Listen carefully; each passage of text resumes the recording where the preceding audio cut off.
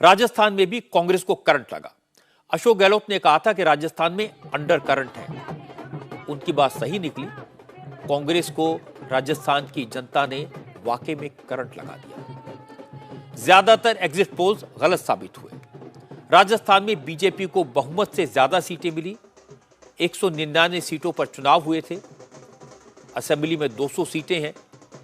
BJP 115 सीटें जीतकर driving position में पहुंच गई और कांग्रेस 69 सीटों पर सिमट गई। गौर करने वाली बात यह कि राजस्थान में इस बार बागी उम्मीदवारों और निर्दलीय उम्मीदवारों की अच्छी खासी संख्या है। 15 सीटों पर इंडिपेंडेंट जीते। चुनाव नतीजों के बाद बीजेपी के कार्यकर्ताओं ने जश्न मनाया। वसुंधरा राजे जब बीजेपी दफ्तर पहुंची तो उन्हें मुख्यमंत्री बनाने के नारे लगे, लेकिन वसुंधरा ने अपने सपोर्टर को नारे लगाने से रोका।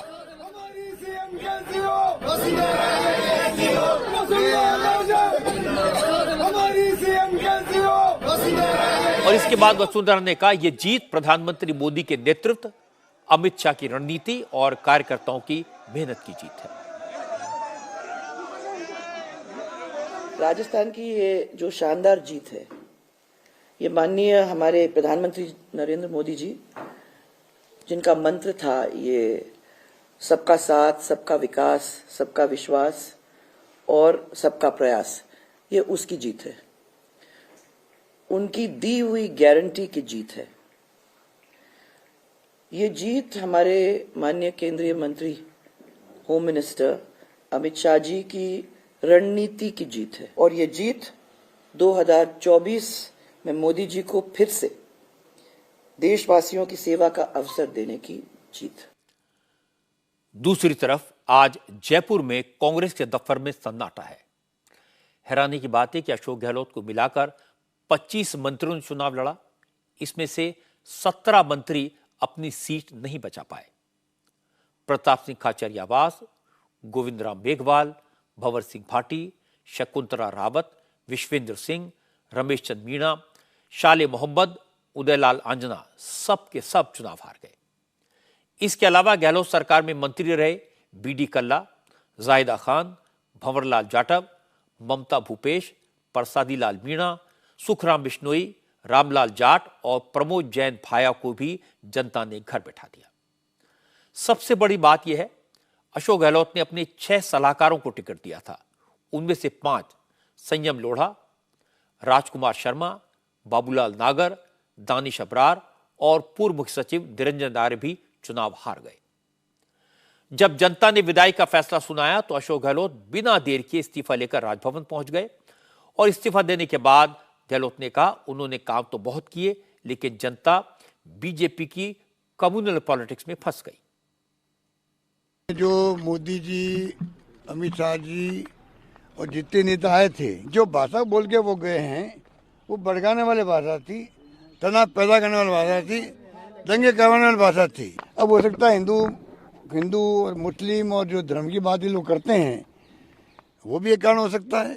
ये जो प्रॉब्लम यहाँ थी, हम भी जानते हैं कि ये नए चेहरे लाने की बात थी कि नए उम्मीदवार आने चाहिए, पर ये मांग मध्य प्रदेश में तो थी नहीं, छत्तीसगढ़ में नहीं थी, तभी वहाँ भी चुनाव हारे हम लोग। तो ये कहना कि भाई नए चेहरे तो जीत जाते, वो गलत बात। आज के नतीजों के बाद कांग्रेस का अंदरूनी झगड़ा एक बार फिर दिखाई दिया। सचिन पायलट टोंक से चुनाव जीत गए हैं, लेकिन आज जीत के बाद वो कुछ बोले नहीं। कांग्रेस की हार के बाद उन्होंने उस पर कमेंट नहीं किया। ट्विटर पर सिर्फ इतना लिखा, उन्हें समर्थन देने के लिए टोंक की जनता का धन्यवाद, वो जनता की सेवा पहले की तरह करते रहेंगे।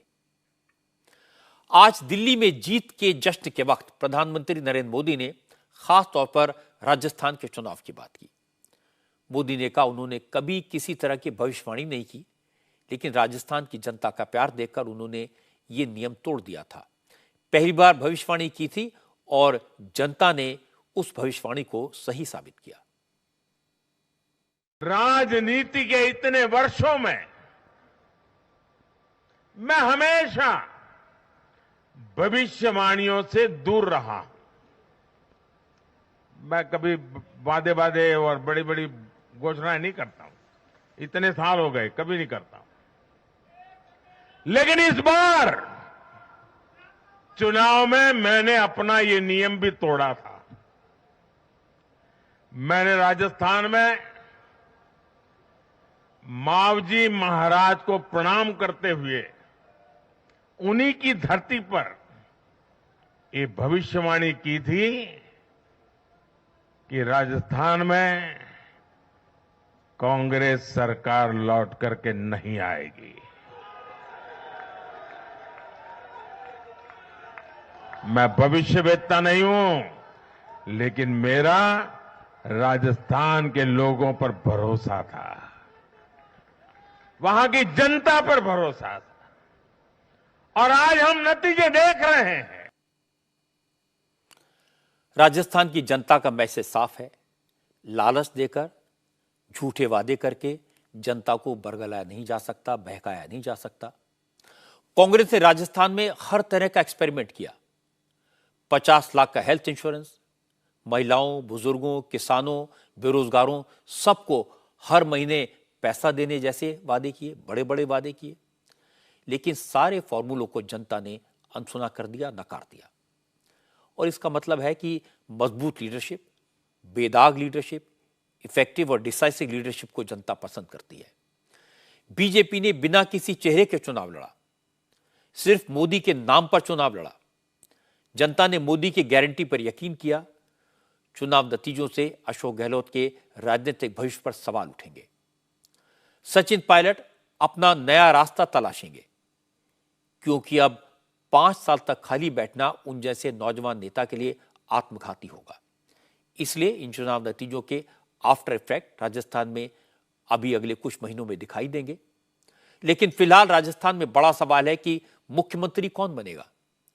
हालांकि वसुंधरा राजे अपने अनुभव की वजह से, सीनियरिटी की वजह से स्वाभाविक दावेदार हैं, लेकिन बीजेपी को इतनी जबरदस्त जीत मिली है कि अब पार्टी के ऊपर किसी तरह का कोई प्रेशर नहीं है। इसलिए यह भी हो सकता है कि राजस्थान में कुछ सरप्राइज मिले, राजस्थान को नया नेतृत्व मिले, और जाहिर है इसका फैसला प्रधानमंत्री नरेंद्र मोदी करेंगे।